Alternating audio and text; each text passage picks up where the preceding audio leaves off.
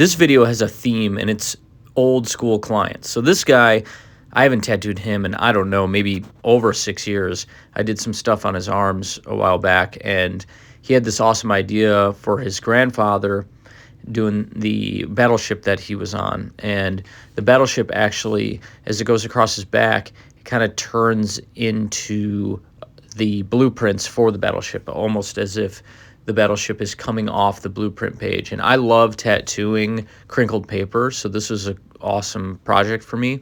And we got a lot done today, you know, knocking out all those little shapes and stuff. And I'm excited about this tattoo. This is going to be really cool. And he sits great for the tattoo, which is always helpful on the back. To start your day. Now here's another client. Now this sleeve I did, man, I don't know, maybe 9 years ago, 8 years ago, something like that. And it's held up pretty well. It's cool to see some of the decisions that I made back then and why I made those decisions. And he was in town for a little bit. He lives in Texas now. And, you know, we just decided to start doing a little refresh. I would have liked to just slowly move through the tattoo from the top down, just doing each section by section. But, you know, he's not going to be in town very often, so I want him to get the most bang for his buck. So I did things to help the image overall pop out, or at least the character up top there. It's the next day. It's Sunday. It's the next day, it's Sunday, and as you can see, my fucking car is on the lift. Remember that weird sound? Well, it got worse. Isn't that fucking squeaking? I did another layer of stain on the table, the one after it dries, and then I gotta sand the side. Pretty chill day. I might not post this until probably Monday night maybe. I don't know, we'll see. We're back working on the table, and I've done a few layers of stain. I also did the underside edge because it's kind of visible.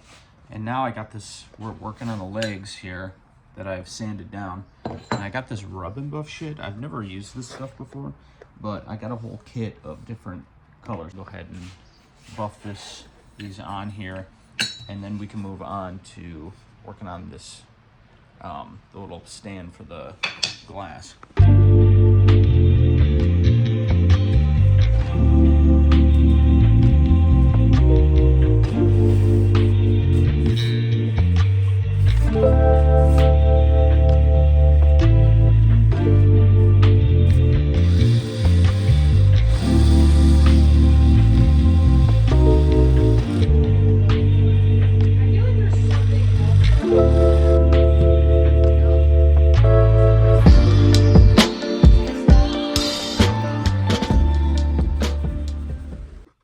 So I did one coat of the rub and buff stuff, and it was kind of interesting. Didn't go on very even.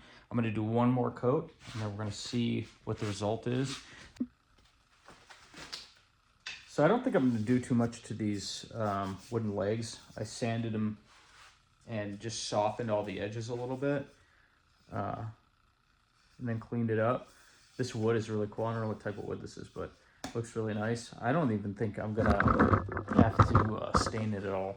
Better than if I stained it. I'd rather be natural than stain. I don't really like staining things unless it's something like plywood.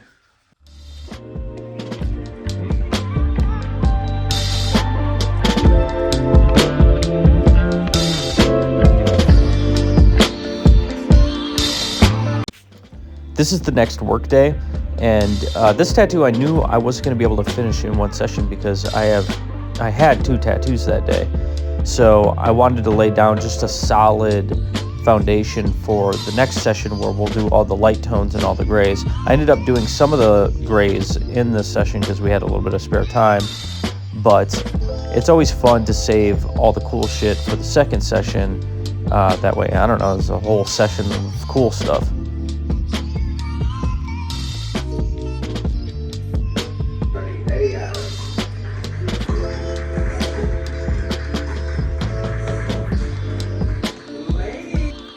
My second client for the day was actually a client that I've had for many, many years. And I've tattooed her in almost every shop I've ever worked at. And she's been around since the beginning of my career. and we're doing this Wicked themed leg sleeve. And this was a really fun little section here, the yellow brick road and the destroyed house. I really got to do some painter-like saturation in some of the grass because it's so small, it's kind of blurry, so you kind of blend the colors together.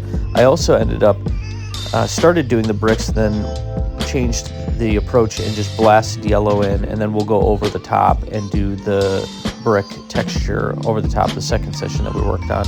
This is also a slightly shorter session. Usually when I have 2 sessions in a day, they're a little bit shorter, and we knock out a little bit and call it a day.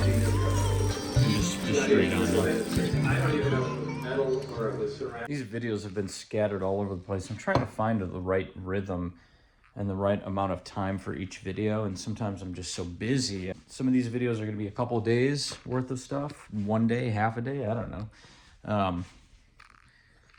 This looks like shit, so I gotta sand this, and I'm just gonna spray paint it with some metal spray paint.